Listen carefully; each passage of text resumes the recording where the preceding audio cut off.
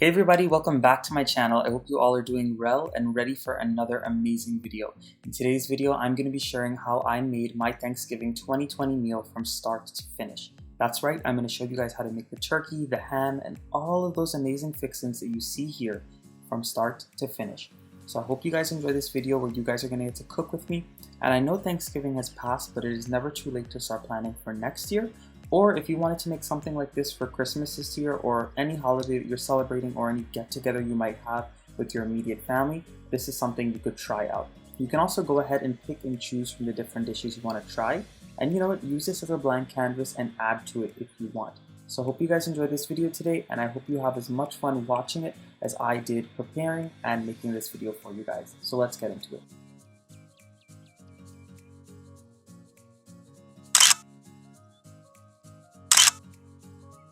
So we're going to start off by making the festive rice. Now, if you guys checked out my channel a few weeks before Thanksgiving, you would have seen that I posted my festive rice recipe. Basically, it is steamed jasmine rice with lots of seasonings and herbs and some fresh veggies in there. So I made another version of this for Thanksgiving. It was really great. I think the only difference here is that I added in the mushrooms and some fresh herbs because we had them on hand. But in my pot here, I'm going in with my washed jasmine rice, a little bit of butter just to give it some nice flavor.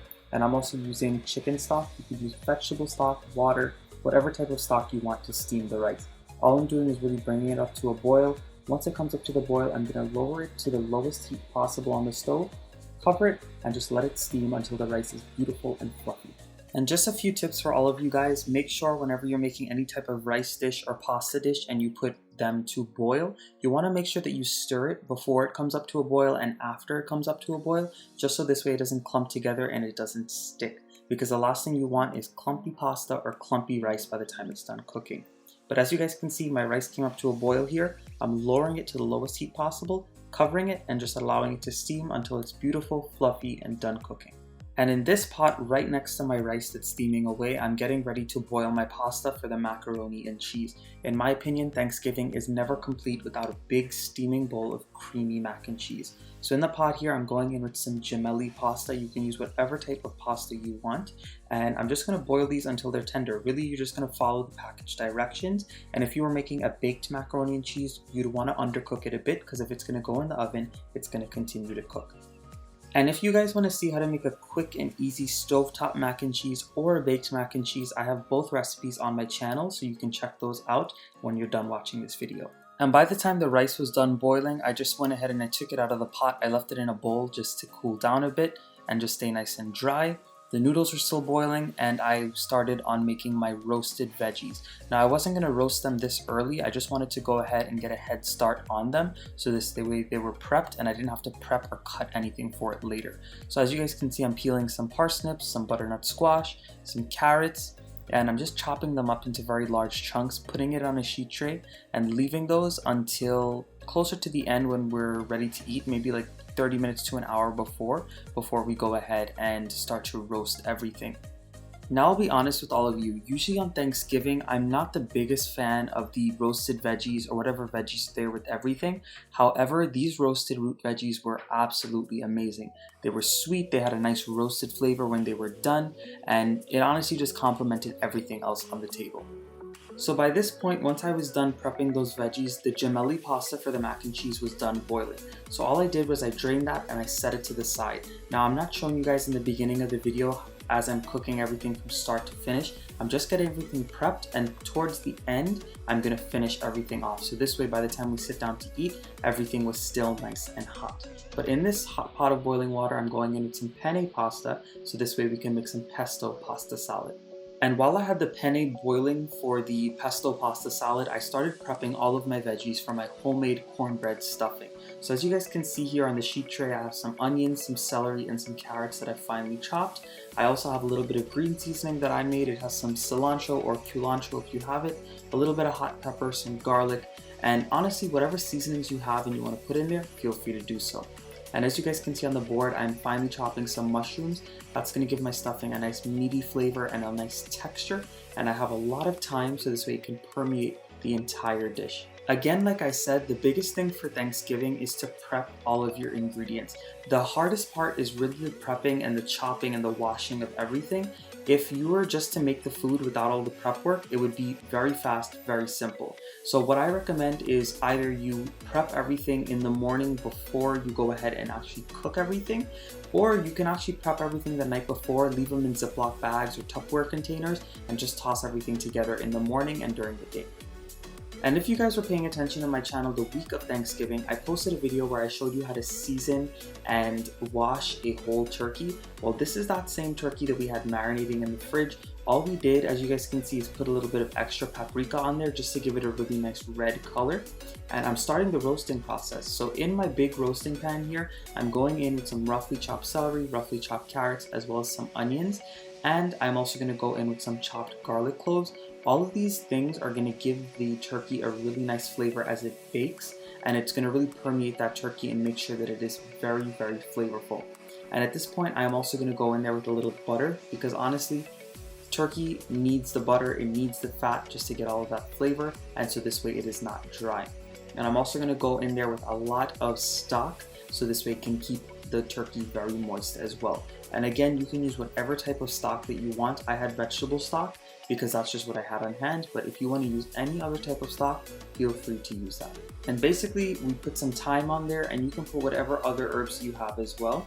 And we're just going to put the turkey on top of those veggies, cover it, and put it in the oven for about an hour and a half just so it can start cooking on the breast side down. And for the turkey, it's always nice to make a nice little basting butter for it, so this way every time you pull it out of the oven to check on it, you can baste it. So we have some butter in here, some thyme, and I also went in with some of my green seasoning I made specifically for Thanksgiving.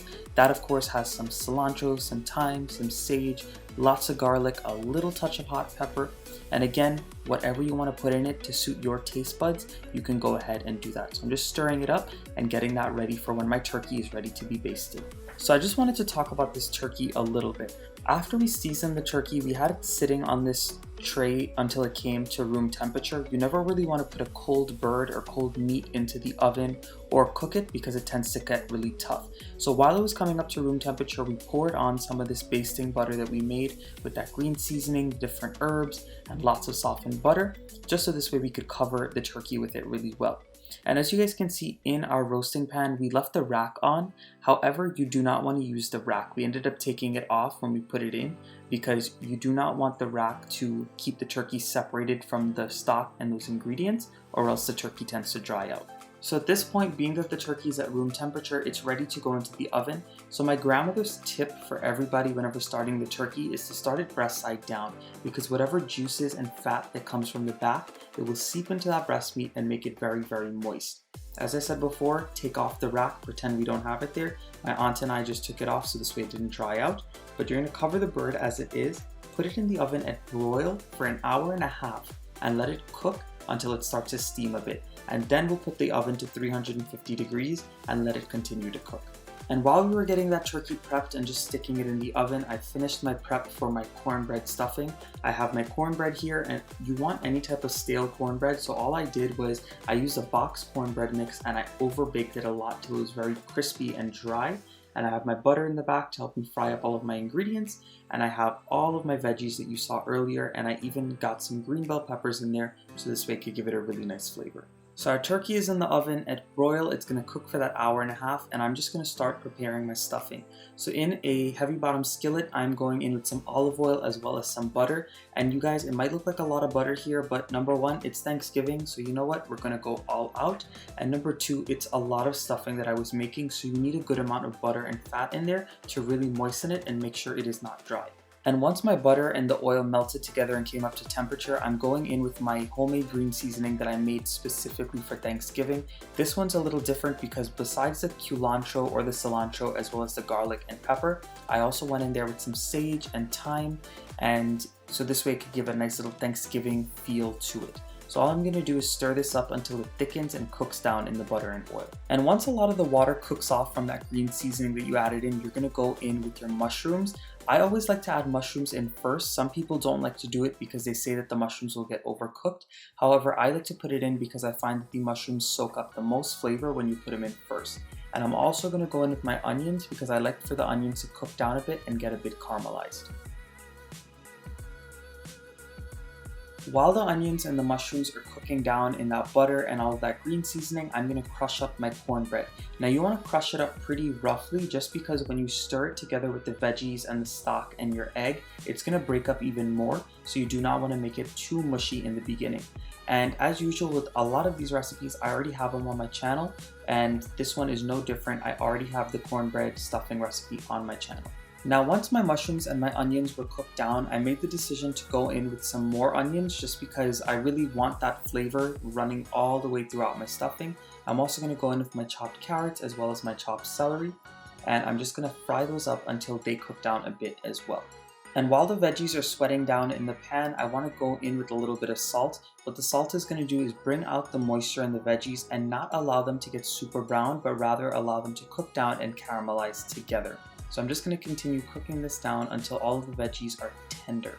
I'm also going to go in with some black pepper, and you can honestly go in with whatever seasonings that you want. As I always say in my recipes, use these recipes as blank canvases and suit them to your own taste buds.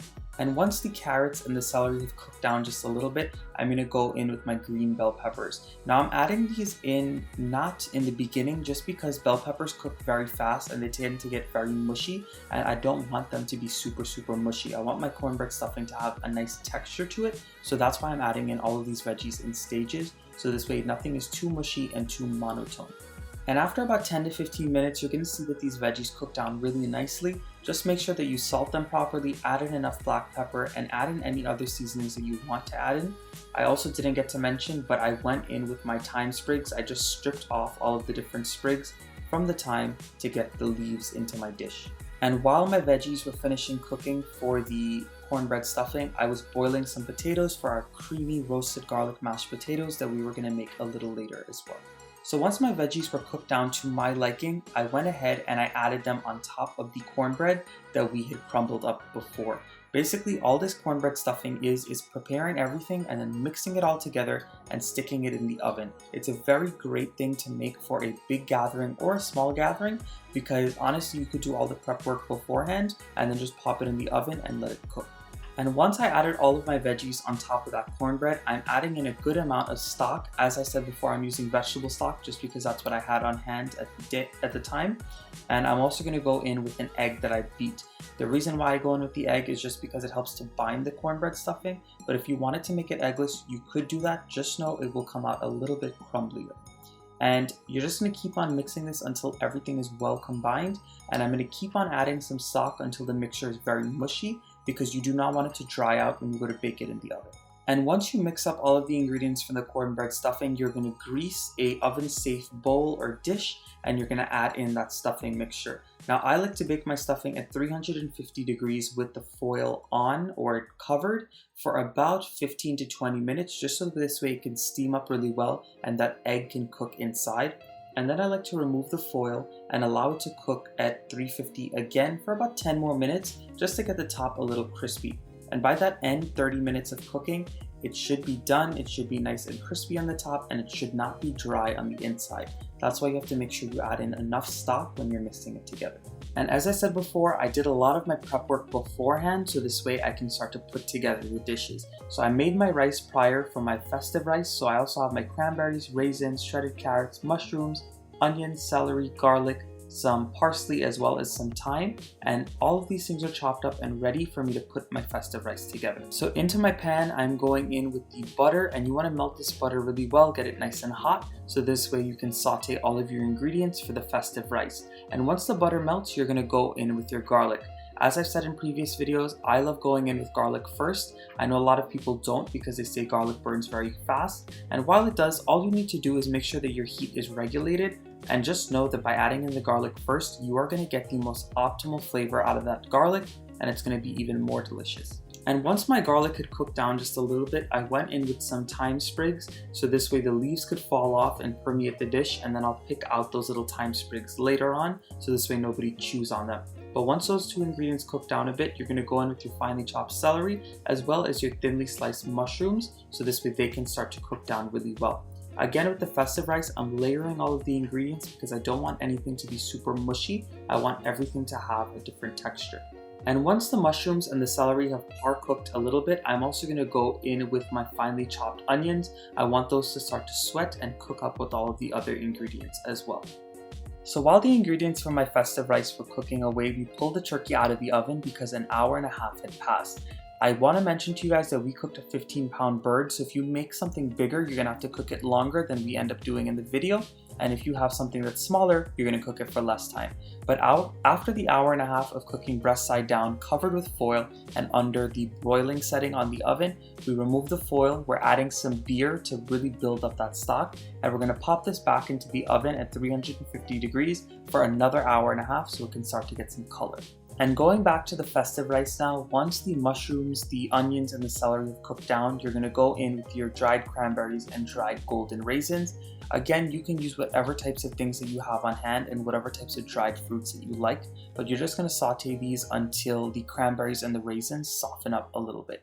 And once the cranberries and raisins soften up a bit, you're going to go in with the steamed rice that we had steamed with the butter and that little bit of stock, and we're also going to go in with our chopped fresh parsley. And once we go on with those two ingredients, we're going to go in with our shredded carrots, mix it up really well, add in some salt and pepper, whatever other seasonings that we want, and the festive rice is all done. And these are what my potatoes look like after they were done boiling and I drained it. And I have a head of garlic here that I had roasted in the oven with some salt, some pepper, and some olive oil. As you guys can see, I'm just squeezing those softened garlic cloves out into the potatoes. Now, to some of you guys, this might not look appetizing at all. However, by roasting the garlic in the oven, it gets a beautiful, deep, rich flavor and almost like a nutty sweetness to it. So it really permeates the mashed potatoes well. So all I'm gonna do is put them onto my potatoes, and the potatoes are ready to mash. I'm just putting all of my potatoes along with that roasted garlic into my mixer bowl for my stand mixer. I'm just going to whip these potatoes because it's going to take a lot less time versus us having to mash them by hand. And I'm also going to go in there with a good amount of butter just to keep them really moist. And I'm also going to go in with a mixture of milk and heavy cream. You can use whatever you want in this as far as the fat or the milks go, but this is what I like to use in my mashed potatoes. I'm also going to go in with a little bit of black pepper, and if you need to adjust your salt, you can add that in as well.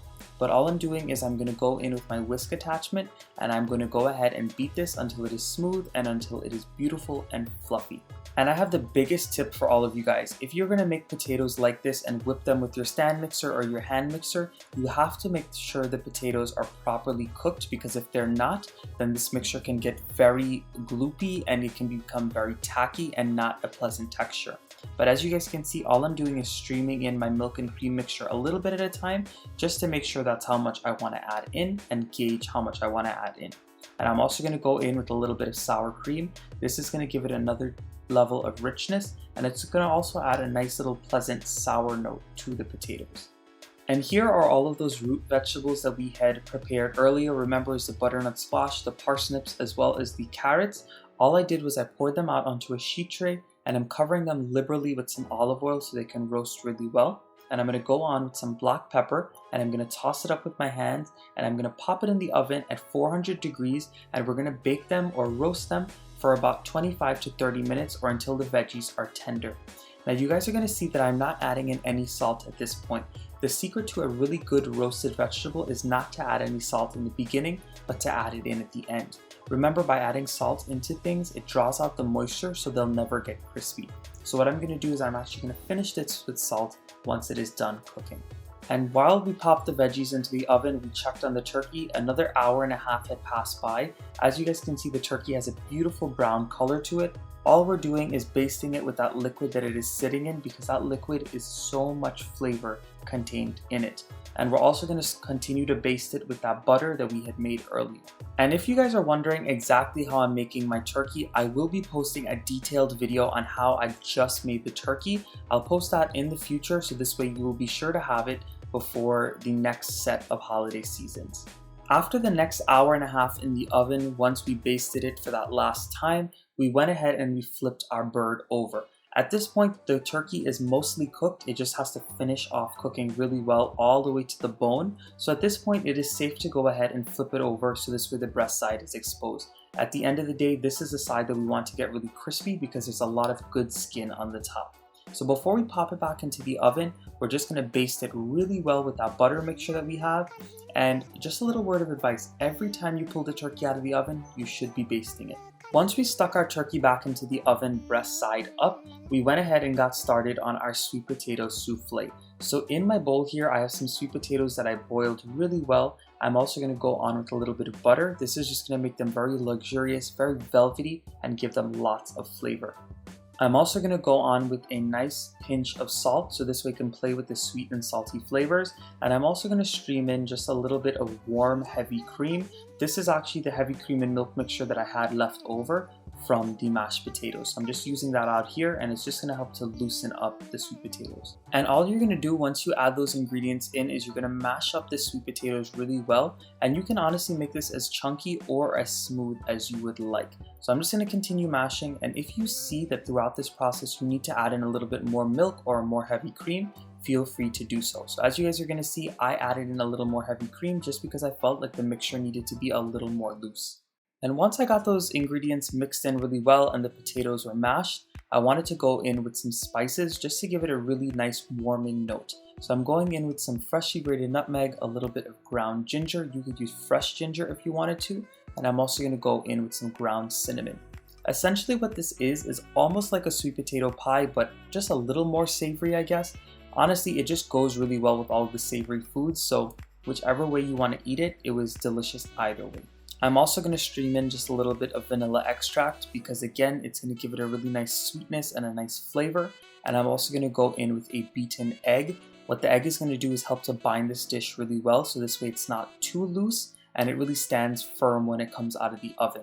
And once I get the spices and the egg mixed in, I'm going to go in with some brown sugar. And honestly, the sugar depends on your own taste and preferences. Sometimes certain sweet potatoes are very sweet, sometimes they're not super sweet. So I just added in a little bit because I thought my sweet potatoes were sweet enough as they were.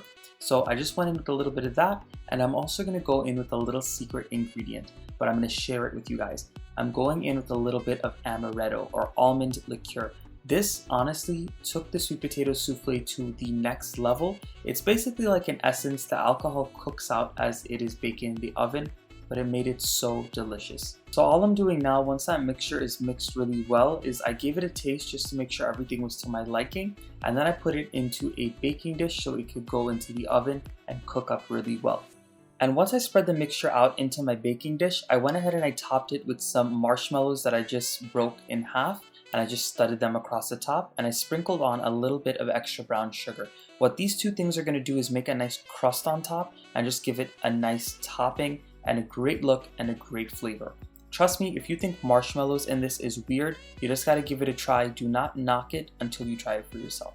And all you're gonna do is pop this into the oven at 350 degrees and allow it to bake for about 25 to 30 minutes until the top is perfectly golden brown and a little bit dried up, and until the egg has had a chance to cook out properly, and then it'll be ready to serve.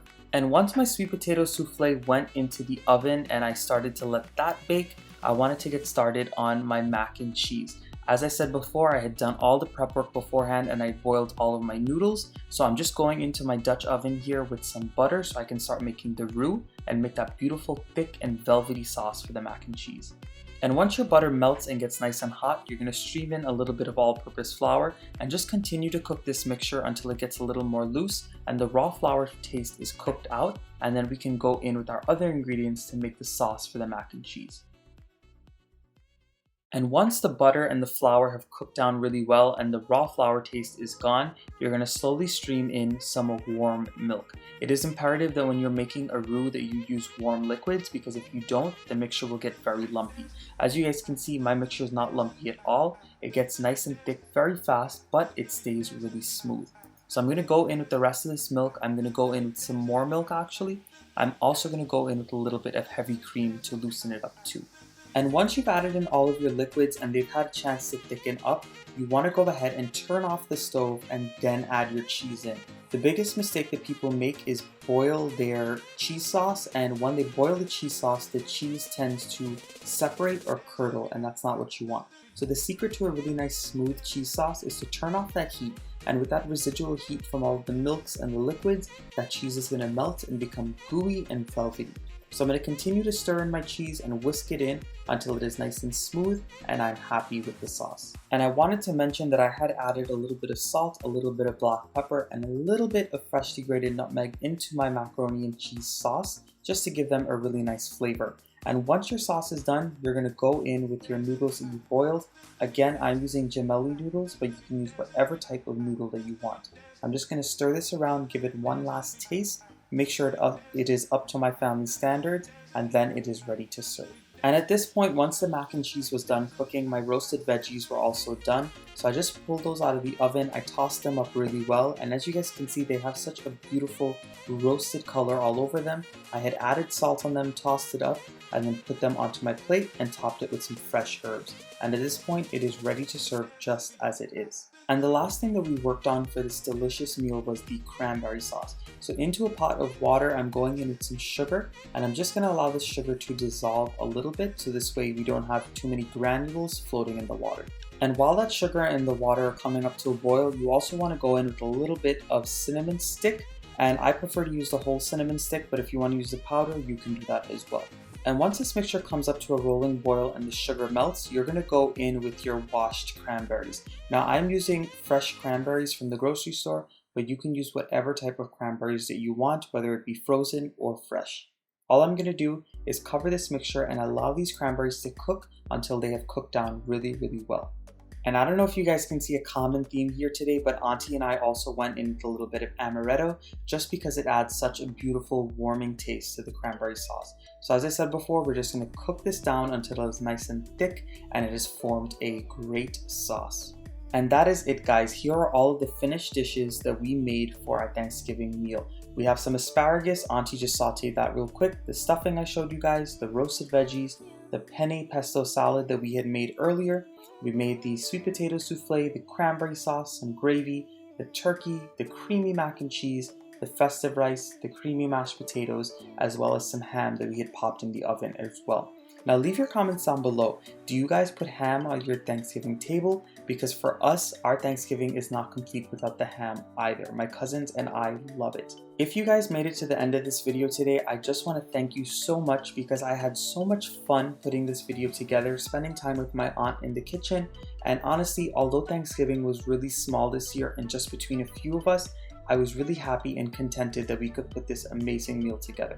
So if you enjoyed, please don't forget to give it a nice big thumbs up. Subscribe to my channel if you're not subscribed yet. Come on over and join the Matthew's Guyanese Cooking family. And of course, leave your comments down below. I'll see you guys again very soon. Bye everyone.